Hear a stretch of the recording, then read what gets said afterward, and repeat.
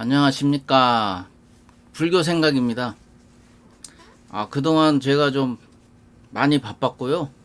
경제 활동을 좀 하느라고, 먹고 사느라고, 또 특집 지금 3편 올렸는데요. 이제 계속 더 몇 편을 올리고, 또 아함경 그 경전 공부도 해야 돼요. 왜냐면, 그 선정 닦고 이런 깨달음을 그냥 얘기하는 경전 내용이 아닌 깨달은 바를 얘기하는 것도 중요하지만 그 경전 아함경에도 말씀했다시피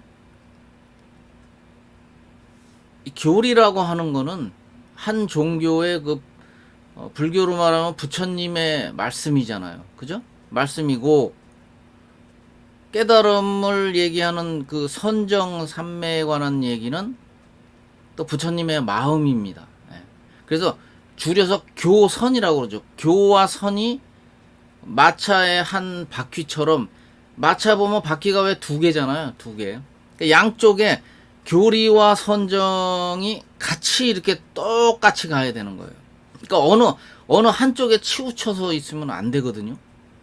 치우치면은 그거는 균형된 가르침이 아니다. 이제 이렇게 얘기할 수 있죠. 그래서 일단은 그렇게 말씀드리고 시작을 하도록 하겠습니다. 자, 제가 항상 많이 얘기했어요. 그러니까 결국은 하나 그 자리인데 이목고에 바로 그건데 그거는 이름이 많다고 말씀을 드렸어요. 10가지가 넘는다고 말씀드렸어요. 그래서 법문에 따라서 그때그때 바뀌기 때문에 그건 여러분들이 표현만 다를 뿐 한 가지 자리를 본질, 실상 뭐 이런 거가 하나를 가지고 결국은 얘기하는 거니까 받아들이실 때 잘 알아들으셔야 됩니다. 사실 이 본질이라고 하는 그 자리는 소리도 없고 모양도 없고 느낌도 없습니다. 그러니까 한마디로 이 현실의 그 현상에 우리가 빠져서 살고 있잖아요. 인간 세상은 그 현상계이기 때문에 갖가지 모양의 그 현상에 빠져서 우리가 하도 분별을 하면서 살다 보니까 사실은 진리의 그 자리는요, 사실 무미건조하죠. 우리 이제 일반 그 중생의 입장에서 봤을 때는 너무 재미가 없죠. 솔직히 재미가 없는 거예요. 왜냐하면 소리, 모양, 느낌이 없으니까. 하지만 거기에는 시간의 흐름이 없습니다. 그러니까 영원성이 있는 거예요. 그러니까 변화라는 게 없는 거죠.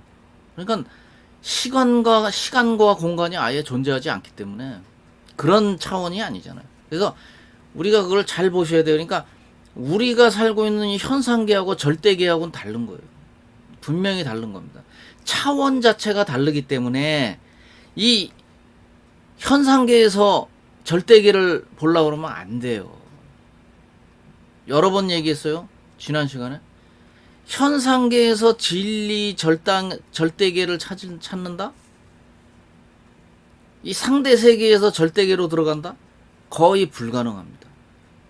그러기 때문에 제가 여러분들한테 가르쳐 드린 그 비결 있잖아요. 비결. 그러니까 말 그대로 비결. 누구든지 그것만 하면 들어갈 수 있다. 뭐다? 무심을 만들어라. 무심 상태를 만들면 언제든지 절대계로 들어갈 수 있습니다. 그러면 제가 그랬죠. 처음에 들어갈 때 뚜렷하게 내 눈앞에 이렇게 쫙 나타나는 게 아니고 흘낏 본다고. 흘낏. 이거 뭐지? 왜냐면 처음 보니까 초견성이니까 처음 보니까 깨달음을 처음 한 거란 말이에요. 절대 세계에 처음을 본 거예요. 처음 들어가서 본 거예요. 그러니까 처음에는 약간 좀 당황스럽죠. 당황스러울 수밖에 없죠. 우리가 평소에 현상계에 이렇게 휘둘려서 혼란 속에 살더라도 반드시 하나는 우리가 그 자리는 반드시 체험을 먼저 하고 제가 그랬잖아요. 불교는 체험의 종교라고. 그러니까 체험하는 게 굉장히 중요하거든요. 체험을 먼저 하면 강력한 믿음이 생기고 진짜네 이렇게 되는 거예요. 말로만 듣던 절대계가 바로 이거네. 이렇게 되는 거예요. 말이 벌써 다르는 거. 그러니까 우리가 앞에다 밥을 놓고 이거 뭐 이 밥 먹으면 배부르겠는데 그냥 이건 머리로 그냥 이해하고 생각한 거밖에 안 되잖아요. 근데 그게 아니라 숟가락으로 밥을 퍼서 입안에 넣고 씹어서 삼키면 그게 진짜 배부른 거거든요. 그거와 똑같이 실제로 우리가 무심 상태로 접근을 해야만 제가 절대계에 들어갈 수 있다고 그랬잖아요. 그러니까 절대계로 들어가서 체험을 해야 그 사람은 진정한 불제자라고 할 수 있는 거예요. 경전만 그냥 보고 이해하고 끝나면 그거는 그냥 일종의 그냥 이해하고 일종의 현상에 불과한 거예요. 현상. 그냥 현상계에 머물러서 생각한 거밖에 안 되는 겁니다. 이해를 했다는 거는 생각한 거거든요. 그거. 내가 그랬죠. 생각을 금지해야 된다고. 생각 스톱. 생각을 하면 안 된다고 그랬죠. 그래야 무심 상태가 되고 절대계로 들어갈 수 있다. 그 절차를 지켜야 돼요.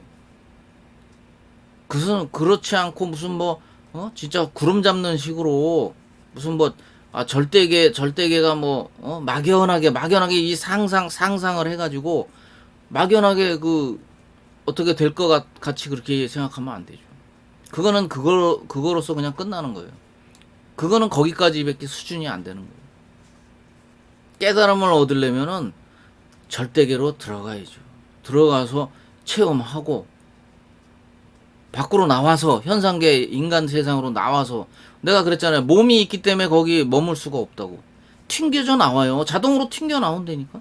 거기서 계속 살 수가 없잖아요. 왜? 우리의 이 육체를 가지고 있기 때문에 차원이 서로 다르잖아요. 그러니까 안 맞지. 안 맞으니까 거기에 머물 수가 없는 거예요. 참 좋죠.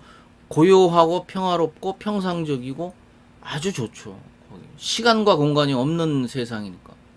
영원하죠. 영원한 세계죠. 거기서 그냥 영원히 살고 싶지만 그게 안 된다니까. 튕겨져 나와버려요. 그러면은 내가 얘기했잖아요. 진리라는 거는 항상 같이 있어야 된다고. 그걸 모를 때는 금덩어리보다도 더 귀하지만 알고 나면 아무것도 아니라고 내가 그랬잖아요. 항상 같이 있다고. 그러니까 인간 세상인 현상계에 나왔을 때 그럼 그게 어디 있냐 이 말이에요.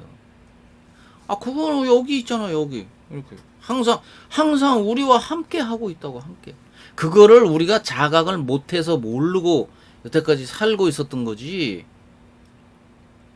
그거를 깨달은 자들은 그걸 알아야죠. 알고 있어야죠. 자각한다고 그래요. 그걸 자각을 합니다. 그 느낌이 와요. 이렇게 느낌이 저절로 온다고. 체험을 하고 나면. 이거구나. 아주 또렷한 그 자각이 옵니다. 이게 바로 의식 공간. 굳이 말하면 사실은 이게 말로 표현을 할 수 없거든요. 절대 세계는 말로 표현하면 안 되는 거예요, 사실은.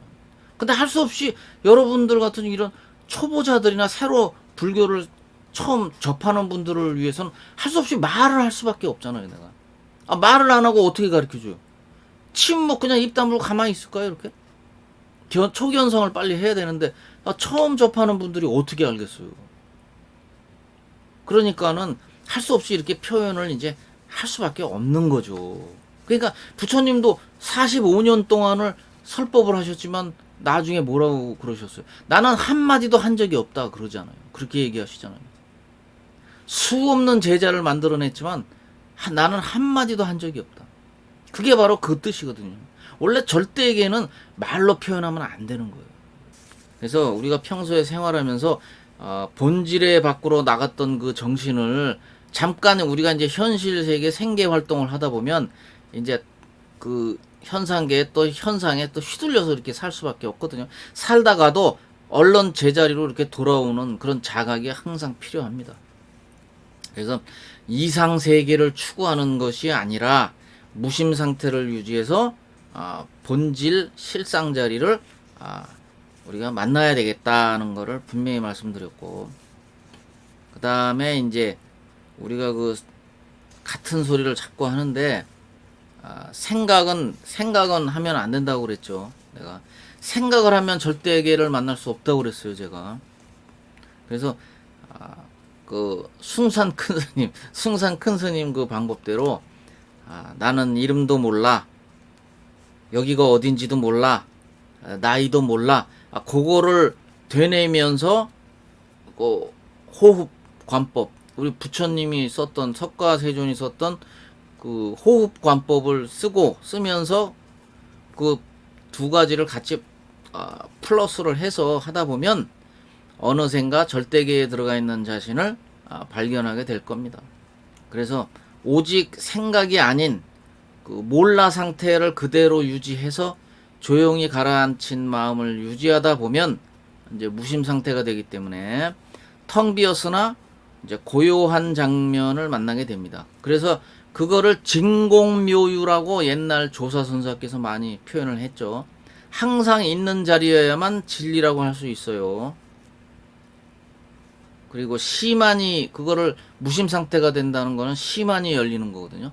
그러니까 이 유관이 아니라 시만이 열려서 저절로 있던 거니까, 우리가 생각이 우리 눈을 가리고 있었는데 그게 아니라 생각을 스톱시키니까 이제 가렸던 커튼을 걷어버리는 거잖아요. 그죠? 그러니까 생각을 스톱시키니까 기존에 있던 그 진리의 자리가 바로 보인다.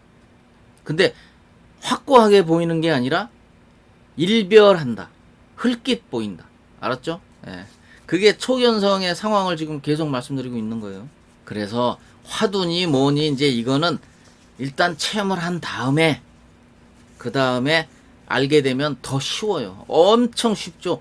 그러니까 1700, 1800 공안이 그냥 다 깨지는 거예요. 깨져나가는 거예요. 화두 타파되는 거예요. 한순간에 타파됩니다. 그거는. 그러니까 체험만 하면 그 공안이라고 하는 거는, 화두는 그 해당 없어요. 깨달은 자한테는 그 화두가 필요 없는 거기 때문에. 왜? 절대계를 봤잖아요. 알게 됐잖아요. 알았으면 그걸로 끝나는 거예요. 다 그 화두의 이야기를 다 이제 알게 됩니다. 저절로 알게 되죠. 그러니까 비록 화두 참고를 해서 깨달음을 얻은 건 아니지만 그 화두를 타파한 거와 똑같은 그 결과를 얻었기 때문에 나중에 이제 깨달음을 얻고 화두를 보잖아요. 보면은 웃음밖에 안 나와요. 예. 그게 옛날 조사선사께서 이제 다 만들어 놓은 게 공안이라고 하는 거거든요. 1700개인가 뭐 1800개인가 아마 그럴 거예요. 근데 그게 다 그냥 저절로 다 타파가 된다니까요. 왜? 이미 체험을 했기 때문에. 자, 우리 중생, 즉 말해서 인간은요, 사실은 서럽다고 할 수 있어요. 왜냐면 자기의 그 진짜 자신을 모르고 살기 때문에 그 차원, 즉 정신의 벽을 뚫어야 되거든요. 그래서 색즉시공, 공즉시색, 그렇게 얘기를 하는 거예요. 그러니까 그 의미, 그러니까 그 절대 세계를 아는 그 깨달음을 얻게 되면, 그러니까 깨달음을 하게 되면 색즉시공이 뭔지, 공즉시색이 뭔지, 그전에는 그냥 머리로 이해만 한 거잖아요. 그죠? 그 반야심경에 보면 많이 나오잖아요. 그 색즉시공, 공즉시색, 그런가 보다 하고 깨달음하고는 다른 거라고 내가 그랬죠. 하늘 땅 차이에요.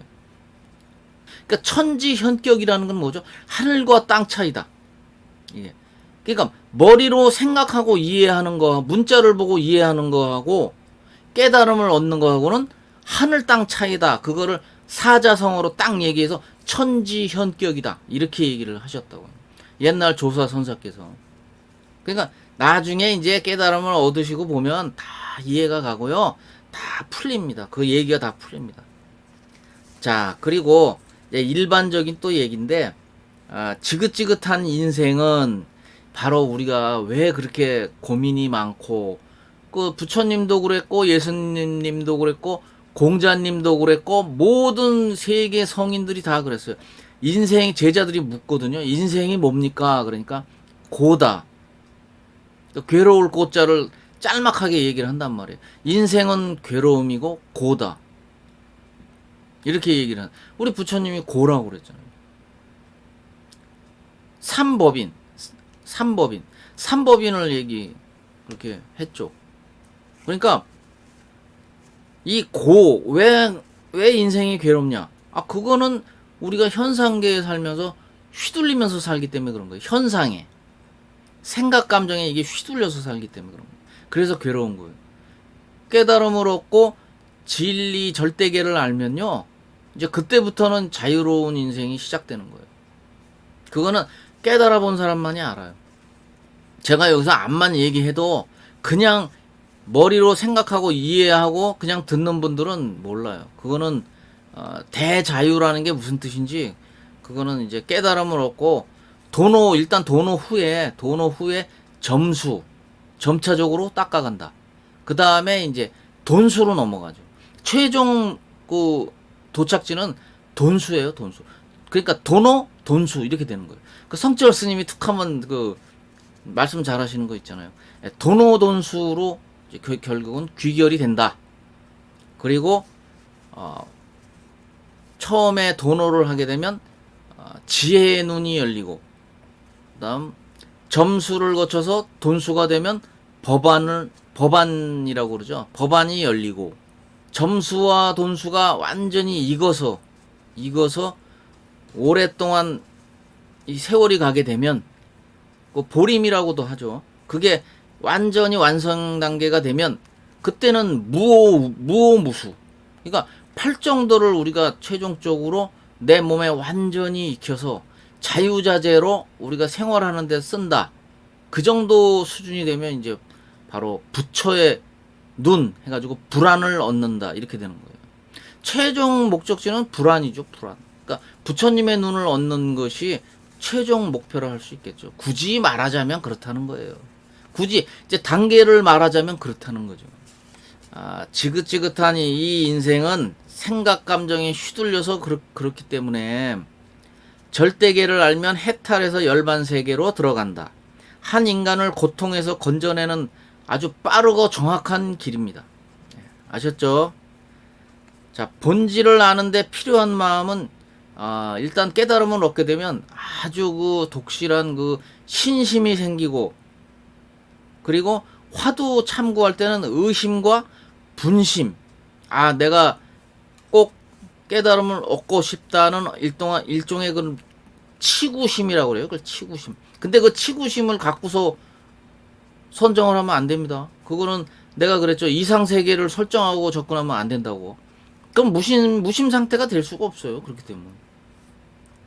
생각이 멈추면 시간이라든가 그 생멸이 멈추거든요. 같이 멈추거든요. 그러니까 깨달음을 얻으면 변화는 있지만 일단은 깨달음을 얻게 되면요, 집착이 없어지거든요. 그러니까 집착은 없어지지만 아직은 좀 초견성 수준이기 때문에 더 닦아가야 돼요. 닦고 자각을 잡고 익혀가야 돼요. 본질이 일단 안 상태니까 본질을 알고 있는 상태에서 그거를 익숙하게 그 개합한다고 그래. 본질과 내가 하나로 개합한다. 이게 굉장히 중요한 겁니다. 이 과정을 반드시 거쳐야 돼요. 깨달은 자들은 반드시 이걸 거쳐야 됩니다. 그러니까 초견성이 일단 먼저 중요하고, 그 다음 이 본질과 내가 하나가 되는 거가, 그 과정이 반드시 있어야 됩니다. 알았죠? 아직 그 초견성을 얻으면 그 본질인 그 마음자리라고도 해요. 그거를 명확히 그 인식하지 못하기 때문에 이제 이 시야가 좀 많이 넓어져야 되고요. 이제 자유로움을 이제 만끽하게 될 때가 올 거예요. 그래서 일단은 시만으로 그 진공묘유를 보시고 그 감각으로 현상계에 항상 있는, 내 주변에 항상 같이 있는, 또렷하게 깨어있는 텅 빈 이 허공을 인식을 해야만 이것이로구나 하는 그 어떤 경험이 오게 되고요. 체험이 오게 되고. 그러니까 일별 이후에 일단 화두를 타파해도 좋고, 뭐 내가 얘기한 그 방법으로 하고, 또 시만이 열려서 무심 상태로 접근해서 시만이 열려서 질적인 변화를 일으켜서 어떤 그 주관과 객관이 분리되지 않는, 알 수 없는 그 진의심이 된다. 생각이 사라지면 세상과 나는 하나가 된다. 이게 하나가 된다는 게 그게 이제 세상과 내가 하나가 된다는 게 이게 이제 깨달음을 얻기 시작하는 걸 표현한 거거든요. 그래서 세상과 내가 구분이 없어지는 거예요. 구분이. 그러니까 세상과 내가 하나가 되는 거죠. 같이. 그래서 우리의 그 무심에서 나오는 그 평상심은요. 생각을 잘 컨트롤해서 창조적으로 사용할 수도 있습니다. 업무 같은 거에 쓸 수도 있어요. 사실은 그 경지까지 올라가려면 좀 시간이 많이 걸려요. 걸리고 이제 본질인 그 주인, 그러니까 나의 그 진짜 주인이 그 주권을 가지고 현상인 생각을 잘 쓰자는 얘기예요. 그래서 무심에서 나오는 평상심이 곧 지혜다. 지혜는 깨달음을 얘기하는 겁니다. 긴 영상이 되던 짧은 영상이 되던 잘 안 돼서 참 안타깝습니다. 저도 좀 자주 좀 올려드려야 되는데 그게 잘 안 돼요. 지금 안 돼갖고. 그러니까 여러분도 그렇고 저도 그렇고 함께 깨달음을 얻고 도노 점수, 최종적으로 도노 돈수, 인도 말로 하면 아라한이에요. 아라한. 아라한, 최소한 아라한이 되고 대자유를 얻는 즐거운 우리 여여한 그 절대계를 알고 여유 있게 아주 여유자적한 우리 도인이 돼서 멋있게 한번 살아보자고요. 알았죠? 예, 오늘은 여기까지 하겠습니다. 예, 다음 영상에서 또 뵙겠습니다. 예, 감사합니다.